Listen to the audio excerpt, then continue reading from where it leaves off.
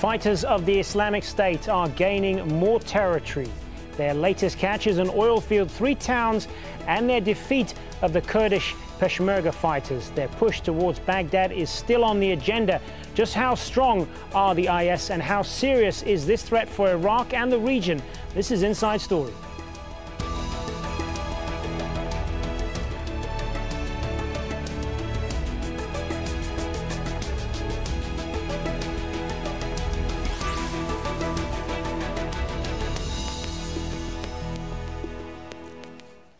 Hello and welcome to another edition of Inside Story. I'm Hazem Seeker. Today we focus on Iraq and the increasing influence of the movement known as the Islamic State. The group declared a caliphate in parts of Iraq and Syria in June and control vast expanses of land in both countries. The Islamic State captured Iraq's second biggest city, Mosul, in June.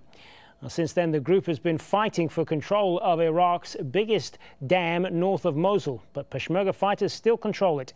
In recent days, the group has captured the town of Zomar, one of 3 towns it has taken from Kurdish fighters. Islamic State Sunni fighters have executed hundreds of people, mostly Shia Muslims, in Iraq. As a result, thousands have had to flee their homes and villages. Mohammed Val takes a look now at what the movement has meant for ordinary Iraqis and how Nouri al-Maliki's government has responded. It may look like a regular traffic jam, but this was a mass exodus in the open desert of northern Iraq. An estimated 40,000 civilians, mostly from the Yazidi community, had to cross this bridge after they fled the latest round of fighting in their area. Islamic State militiamen have taken control of the towns of Zummar and Sinjar, west of Mosul, forcing these civilians to flee towards areas under the control of Kurdish Peshmerga fighters. Thousands of Yazidi people have been killed and thousands have become refugees. 40,000 have fled their homes. Their town is controlled by the Islamic State and their shrine has been blown up by the IS. They're killing Yazidi people and it's a big attack against Yazidis. On Sunday, fighters from the Islamic State or IS were able to push further north, taking more territory from Kurdish fighters known as Peshmerga. The Kurdish militia said they were instructed to pull back to areas where they could regroup.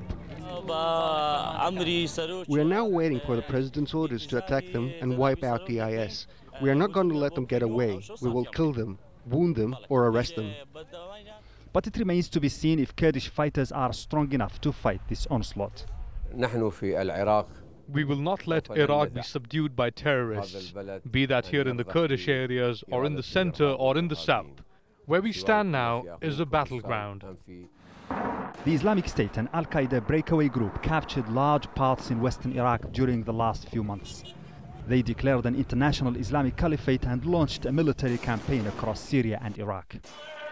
In their latest offensive, this time against the Kurdish fighters, they took control not only of several towns but also 3 oil refineries. And new maps published by the IS show Kurdistan as part of their Islamic Caliphate, making it unclear where their push to the north will stop. Mohammed Val, Al Jazeera.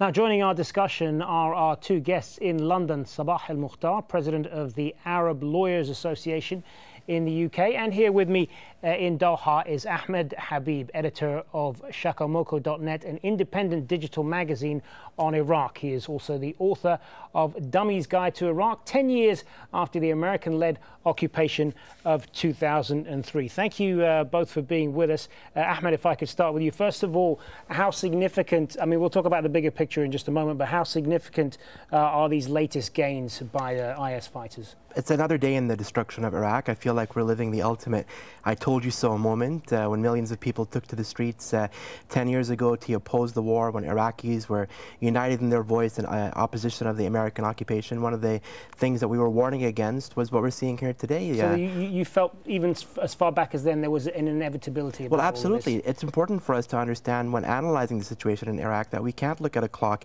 that starts back only 2 months ago. It started very much so with the imposition of the dictatorship dictatorship of Saddam on the Iraqis, the Iraq-Iran war, the first Gulf War, the sanctions, where more than 1 million people died, the American occupation, and now, of course, we're seeing a situation culminating in the largest systematic theft of the country's resources, the complete degradation of civil society, the absence of any kind of means of sustenance of life, and of course, we're seeing a situation now, a very surprising and comical situation where the failed state of Iraq is being exposed in the most brutal of ways. We saw, IS fighters take half the country or a third of the country in a matter of hours. But for anyone that's been following the Iraq situation on the ground, they'll be able to tell you that they've seen this coming a long time away.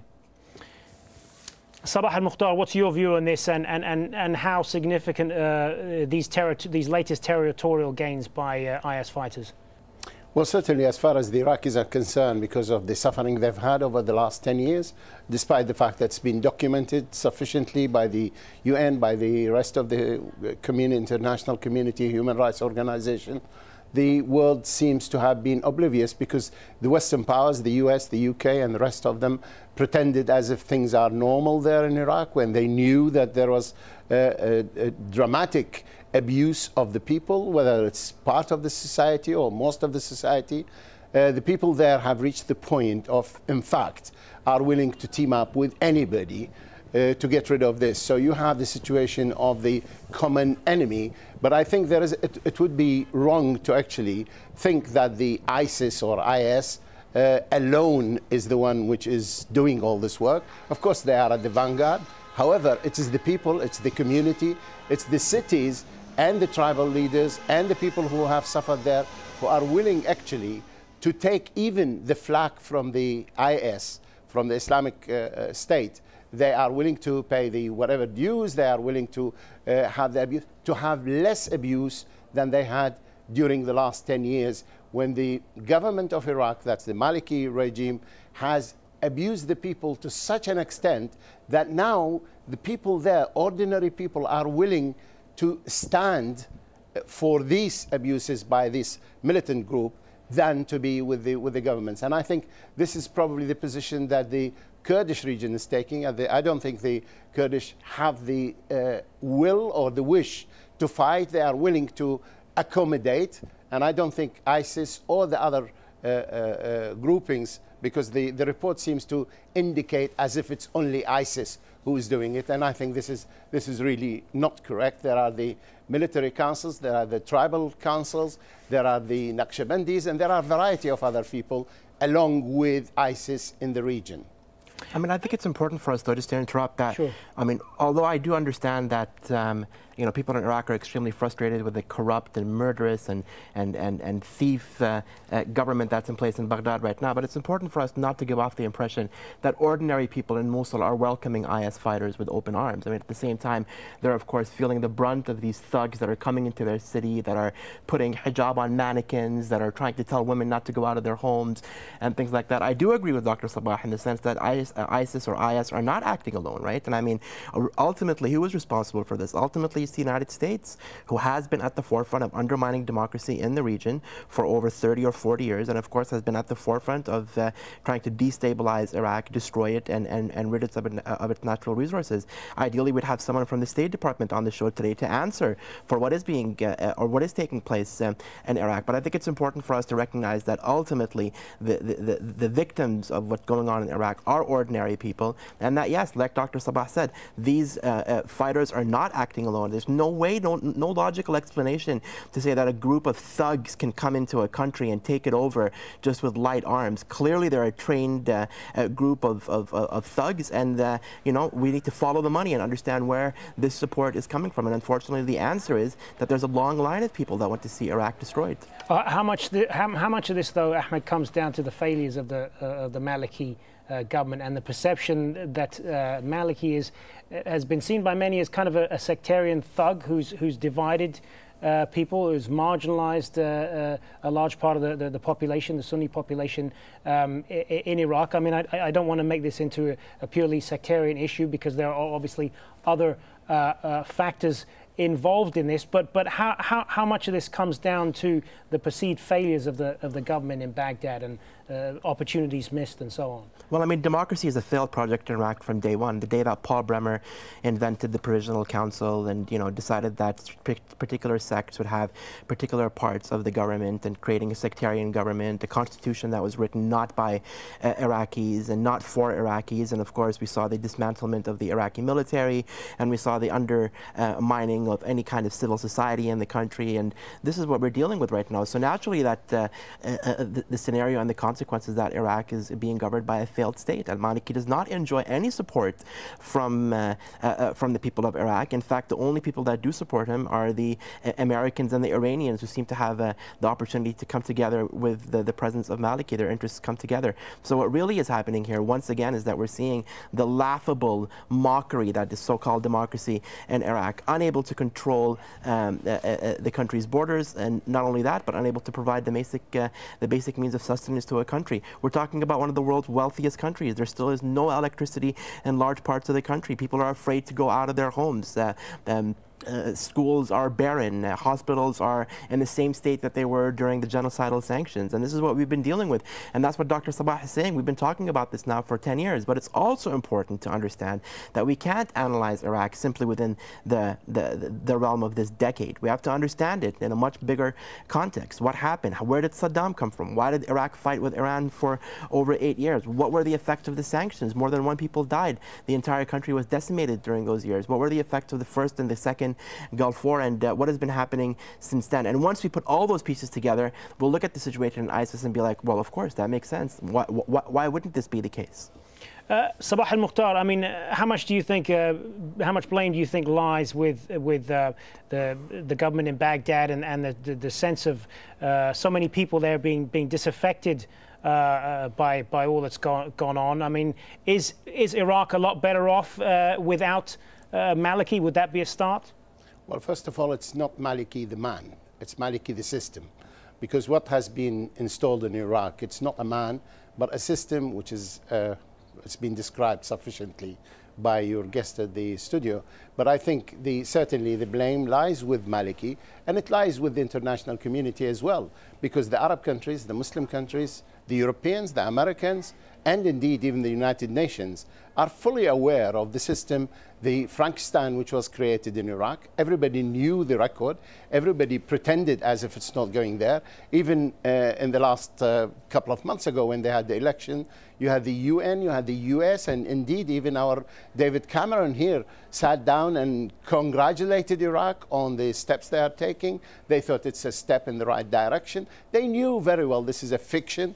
But to go back to the issue, the average, Mr. Average in Mosul has the feeling that he has either to tolerate the abuses which he used to face from Maliki's police and army, or face the inconvenience, the difficulties, the abuses by ISIS. ISIS is charging money. ISIS is putting scarves on the heads or whatever, probably forcing people to go to prayer, which are all inconvenient for the people. They don't want it. The Mr. Average in Mosul does not want that. However, this is not an occupation army as the Maliki forces used to be seen. And that is why we have this uprising. This uprising, it's not a sectarian one, because you even have a lot of Sunnis, Maslawis, who are taking part with Maliki, Najafis and the rest of them. It is not a sectarian one. It is an uprising of those people who were oppressed too long, and now the international community still, even your program, as much as it's trying to shed light, it still gives the impression that as if it is ISIS which is doing all these things, forgetting about the millions of people who are supporting, who are taking part, who are fighting, who are financing, who are tolerating the inconvenience.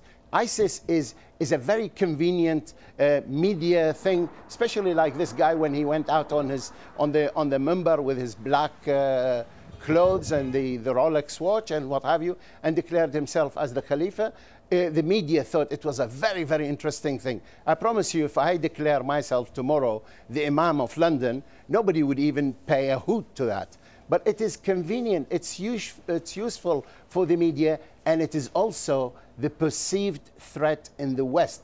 ISIS represent threat to the Iraqis, not to the Western powers, not to London, not to Paris, not to the US.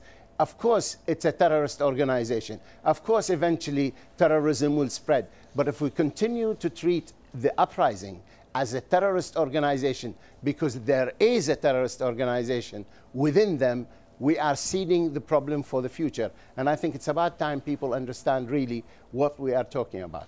All right, I want to talk more about these armed groups. Now, the Islamic State is one of many groups that are operating inside Iraq since the country's army was disbanded after the US invasion of 2003.